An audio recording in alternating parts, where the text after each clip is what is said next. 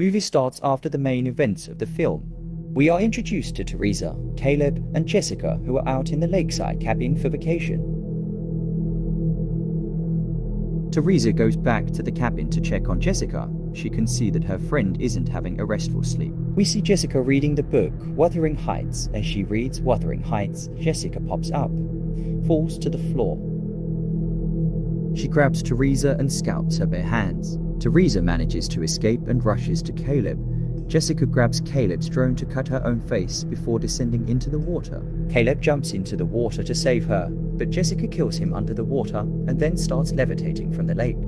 Teresa screams in horror, and we see the title of the movie. The opening scene was jaw-dropping, with possibly one of the greatest movie title cards in modern horror days. Now we see the events which took place one day earlier. Faith visits her sister, single mother Ellie, in her Los Angeles apartment complex, along with Ellie's children Danny, Bridget, and Cars. Faith is a guitar technician for bands, and Ellie is a tattoo artist living in Los Angeles with her 3 kids. Their relationship has a loving foundation, but the surface shows cracks from their mismatched levels of communication. After finding out Ellie's ongoing divorce and her pregnancy, Faith feels sad and apologizes for all the misunderstanding happening between them.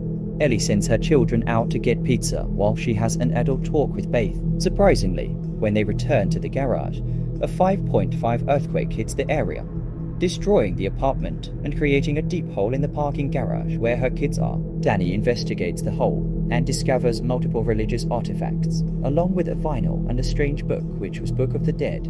Since they know their mother has been struggling with money, Danny takes everything back to the apartment, hoping these artifacts could be sold for a high price. Later, recordings on the vinyl reveal the book to be the Book of the Dead. It was made of human flesh, and the ink used in the book was of human blood. It was formerly researched by priests who were turned down by the church for doing so.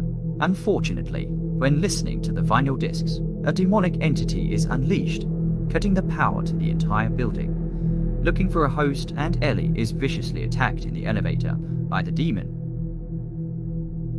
Ellie returns to the apartment where she starts frying and breaking the eggs. She excessively vomits and collapses in front of Faith and the children. They put her in bathtub to cool down, but she is so hot that it ends up boiling the water.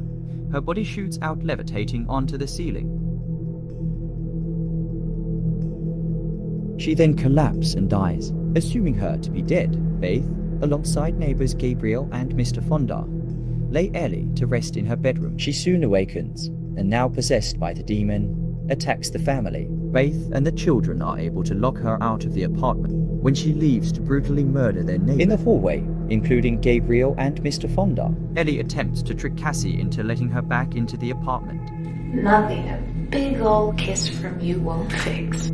She attacks her, and Danny takes Cassie to her room as Faith locks the demon back out. Black liquid soon begins oozing out of Bridget's orifices, and Faith finds a possessed Bridget chewing glass in the kitchen before attacking her with a cheese grater.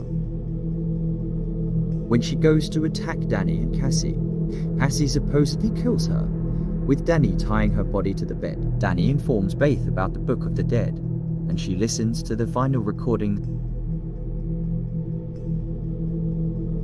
as Bridget awakens and attacks Danny and Cassie. Bridget overpowers Danny, stabbing him in the chest, but not before Danny lights her on fire, supposedly killing her. Ellie escapes from the hallway through the vent and attacks Faith in the bedroom as she listens to the recordings.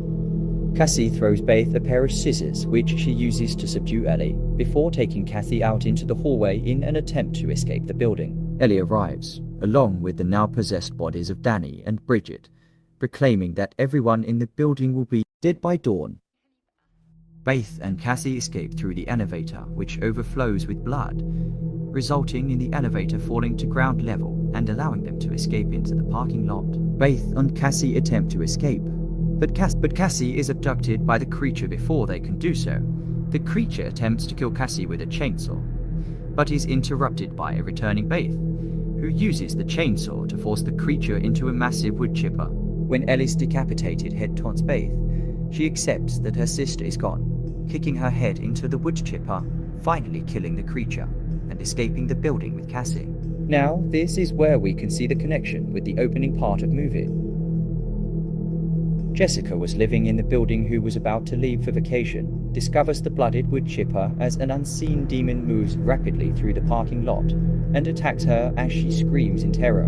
This is where the film ends. I hope you guys like this video. Please don't forget to like, subscribe, and share this video. As always, stay safe, think horror, and peace.